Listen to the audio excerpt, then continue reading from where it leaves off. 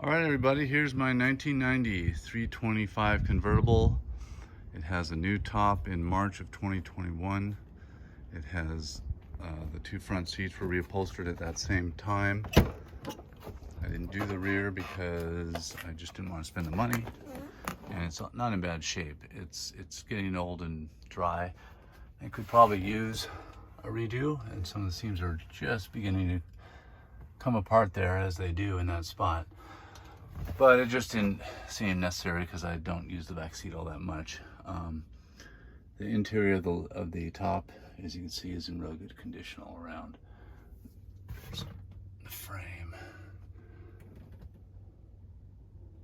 The plastic is clear, but you can see there's some pitting in it on the outside. I think something got sprayed on there, or I don't know where that pitting came from, because it's been mostly indoor, garage indoors or covered.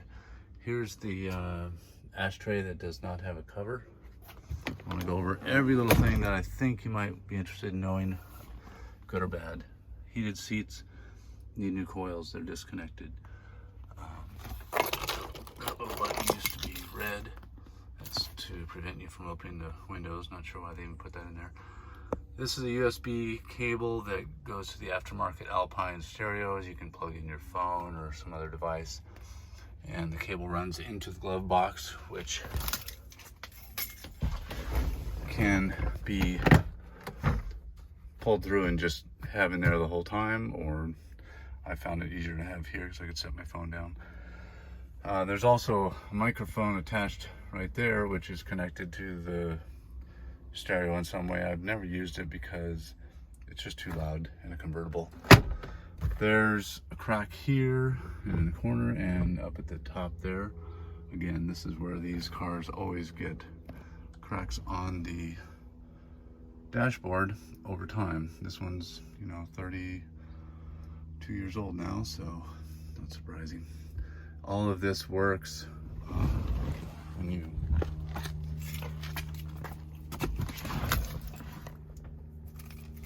start it up initially, of course. The brake lights come on, then you put your foot on the brake and that goes off. And then momentarily the seatbelt and supplemental restraint goes off. Oh, keep it going. This blows very cold. Had it converted over. So I keep it on right now. It's super hot and humid here. Had it converted over to R34 around the same time I had the engine rebuilt. I'll look up those receipts and post them. As you can see, it's got 289,000 on the vehicle, but I'm telling you, this thing rides stronger and better than the 87 I bought on Bring a Trailer that only had 40,000 miles on it.